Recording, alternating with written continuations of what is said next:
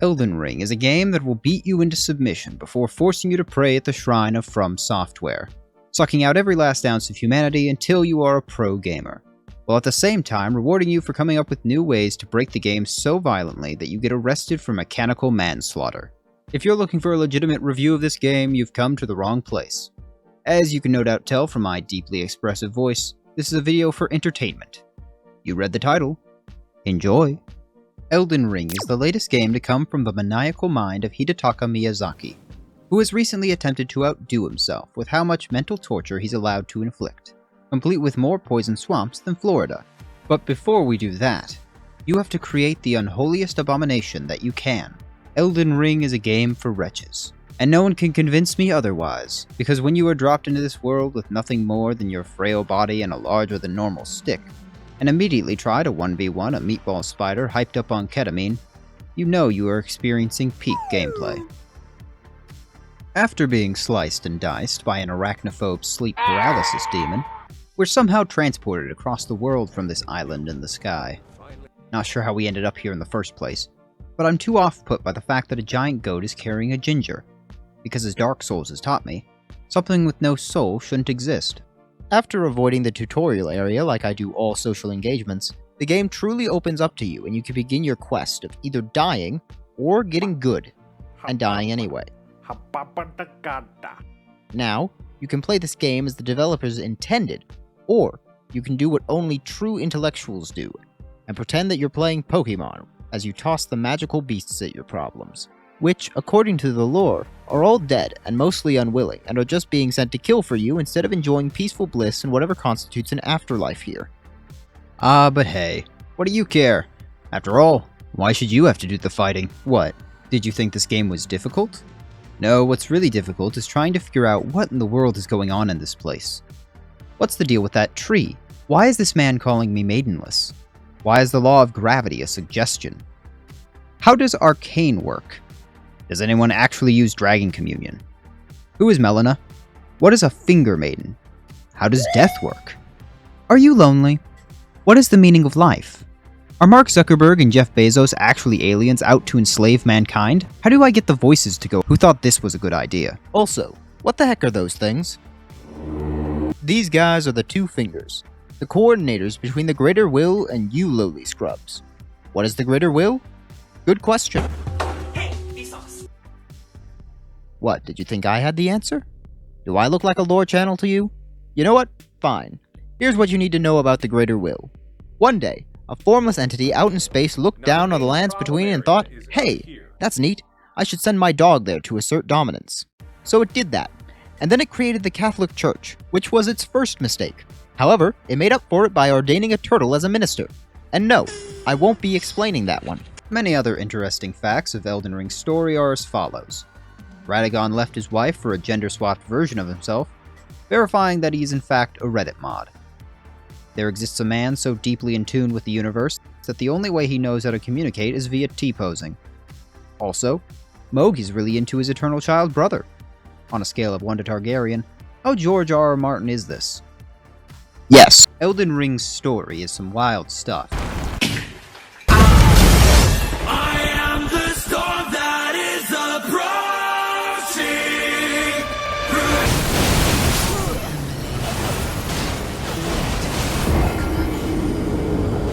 But even if you play the game without ever reading a single word, just like you should, you'll still be completely thrown off by the other horrors that inhabit this nightmare of a world.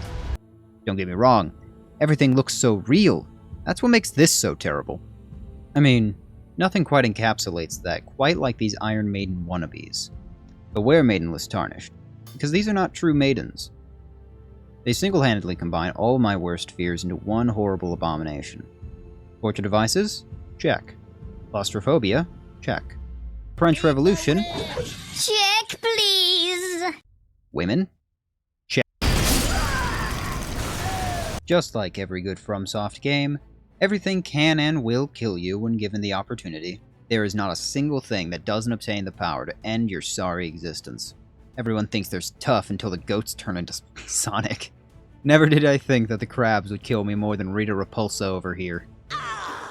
If you get that reference, I love you. Anyways, where was I? Oh, right.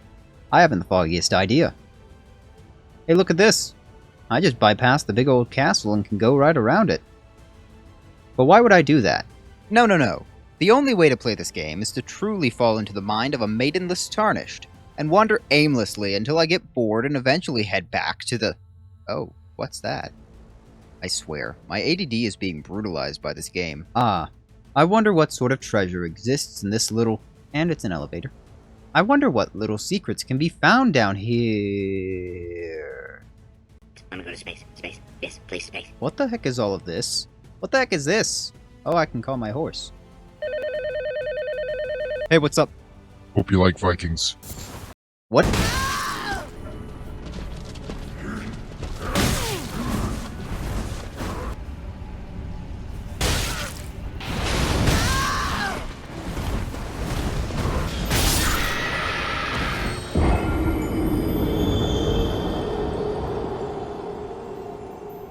Well, that's enough of that. Let's get out of here. Nothing could be worse than that. No, this seems fine. Nope. Nope! Oops, I fell. Well, at least I survived. I had forgotten how much I missed the true final boss of every FromSoft game. Gravity.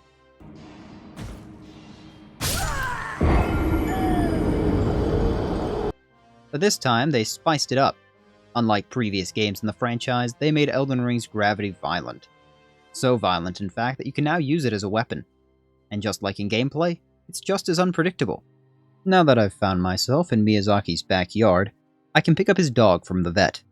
But it failed to get its rabies shot and had to be put down. However, as I said before, dying doesn't really mean much when you can be used as a weapon of war. For those of you who don't know, this dog is your key to breaking past the most vibe-checking boss FromSoft has ever had the audacity to create. Let's meet him, shall we? Foul tarnished. In search of the Elden Ring. Emboldened by the flame of ambition. You know what? He doesn't seem so tough. I bet I can... Yes, this is my regret. A fitting name since he reminds me why I suck at this game. While fighting him, do your best to ignore the glowstick knives, because it gets much worse. His specialty is whipping you back to Kansas. Sadly, my name isn't Dorothy, and this isn't Toto. Yet I do think some witchcraft is going on here. After all, no other game simulates what it's like to be crushed by a house. Where was I going with this? Oh, that's right, the infirmary. He exists to remind you how much of a maidenless wimp you really are, and to lightly suggest that you try going somewhere else. So I did. Then I came back and died some more. After that, I remembered to breathe, take a moment to cry, and let the dogs out. Margaret is strong, but luckily, super radioactive AIDS is stronger. Just like that, we've beaten the first boss. Welcome, you little garbage bags, to Stormvale Castle, a deeply intricate dungeon like that of old-school FromSoft, half of which you can skip and head straight for the area boss. Where was I? Godric the Handyman, Lord of Hand Models, is a boss that is signified by his 8-dimensional shape, love of dragons, and propensity to extend his attacks into the stratosphere. He is but one of the many threats you'll have to face on your journey to beat the universe into submission, so that you don't have to hear anyone ever call you Maidenless again. Who are the other threats? I'm glad you asked, screaming voice in the back of my head. You see, everyone you want to murder is actually part of a big convoluted family that's been killing each other for centuries, yet still can't manage to decide who took the last slice of pizza on movie night. Let's meet the family. Besides Godric, that one weird cousin that no one remembers how he keeps being let into the house, we have Marika, the lady that kicked this whole thing off after she decided that the Greater Will wasn't her real dad anyways, and decided to make it everyone's problem. Before any of that, though, she married a guy named Godfrey, the cross between a lumberjack and a JoJo's character, with more testosterone than the state of Texas. He's basically fantasy Chuck Norris, so obviously he's my favorite. Their sons are Godwin the Golden, who was so embarrassed by his son Godric's obsession with hands that his soul alt F4'd, and the twins, Morgott and Moog, the first of which cosplays as himself just so he can make 50% of the players quit the game in the first 2 hours, and the second is actually Satan, at the top of Melania's, Chris Hansen's, and his own brother's lists. In other words, everyone hates Moab, except for the guy who calls you Maidenless, so that should put him at the top of your list too. Whenever Godfrey hit his midlife crisis, however, America retired him to the farm upstate and replaced him with the red-headed version of herself, in a union that not even Alabama could condone. The result of which, of course, spawned 2 affronts to nature, the FBI tracker Mikola, and,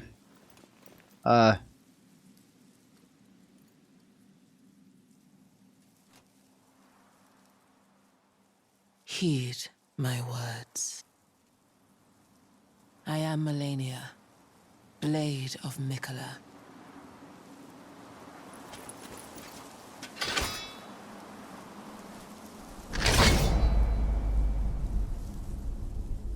And I have never known defeat.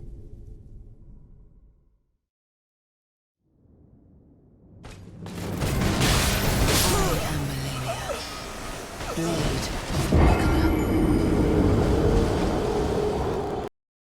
yeah. That.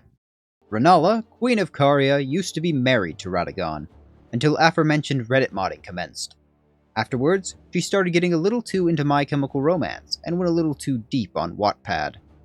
She and Radagon had 3 kids, youngest of which is Ronnie, who's totally got nothing going on and is definitely not planning anything. Then there's Rykard, who learned the word vor one day, and the less said about him, the better. Then there's... Meet Radon, a man so thoroughly lacking in chill that he spontaneously combusts at the soonest possible instance. And why shouldn't he? This is Radon, General Radon, conqueror of the stars and the one and only master of that thing which kills me more times than Melania or Margit ever did. So powerful that he can tell the stars themselves to sit down and they listen. Radon is such a Chad that he learned how to manipulate one of the fundamental forces of the universe just so he didn't have to get rid of his dog. The deeper lore of this game involves the fighting of space invaders, like that one game that I haven't yet sold my soul to the devil to acquire the funds for yet. And those space invaders tremble at this guy while he's experiencing the same intelligence as your average political subreddit. Also, do you hear that?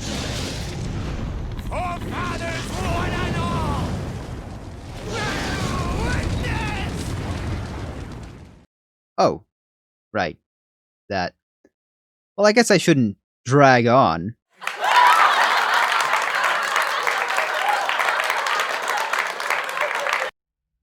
I should probably explain this boss fight, but I was hit so hard that I forgot the actual details of it. It especially doesn't help that I was underleveled and undergeared for it. A fact that I didn't learn until after I killed him. Sorry, Godric. Sucks to suck. I've got better things to do. Elden Ring is a very realistic game. Not only does it simulate my desire for someone to give me a hug, but it accurately portrays what would happen if you walked up to a dragon and tried to fight it. Some may decry this as too difficult. They call themselves journalists, or game developers. I call them utterly maidenless. When I, after 20 consecutive tries, kill something that has made me experience all the stages of grief, I earned that. And no, it doesn't matter if the me that earned it is a mimic. Mimics spent their time in Dark Souls making me fear boxes, and the least one can do is help me kill Melania, Blade of Mikola.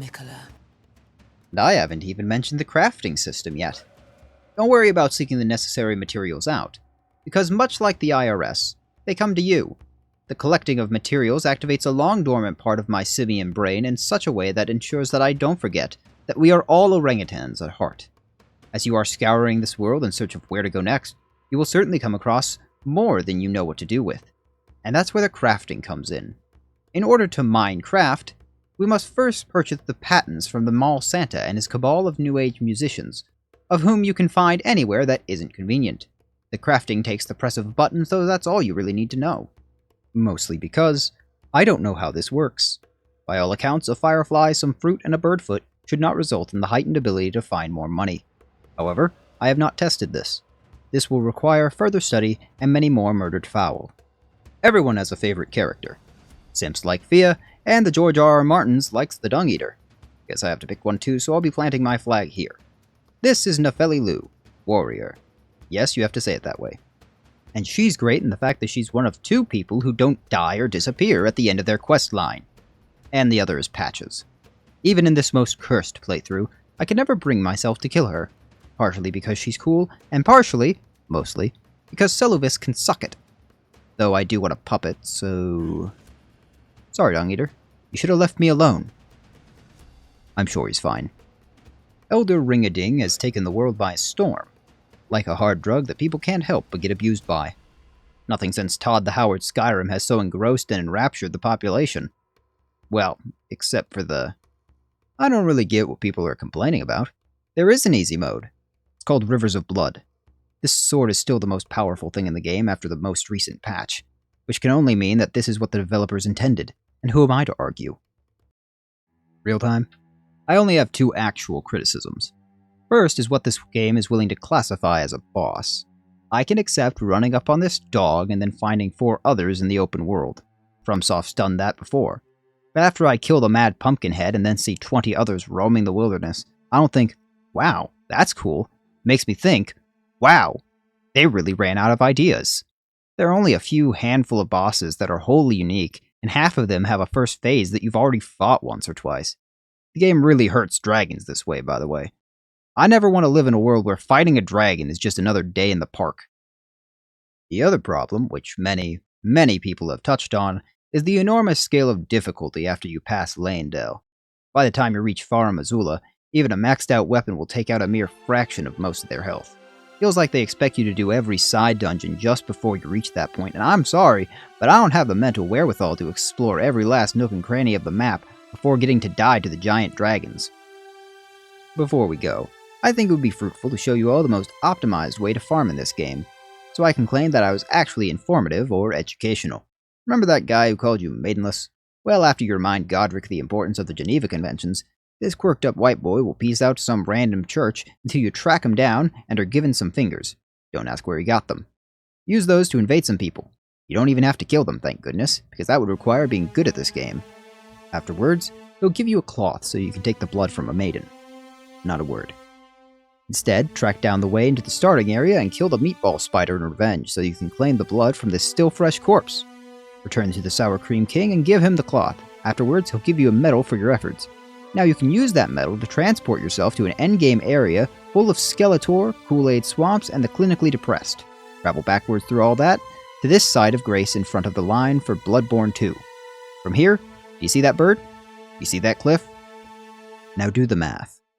Abuse this to your heart's content, then abuse the rest of the game. Remember, they're only war crimes if the other side is alive to complain about it. Elden Ring, much like Dark Souls before it, is a game about perseverance, rising in the face of living legends.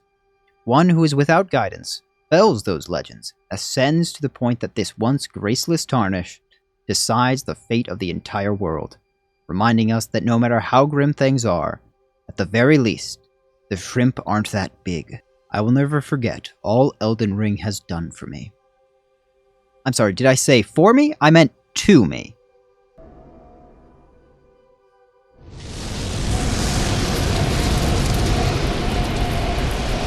What, did you think I was going to explain the whole game? I'm not here to hold your hand. Get the heck out and go touch grass.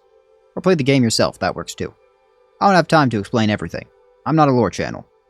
By the way, where am I?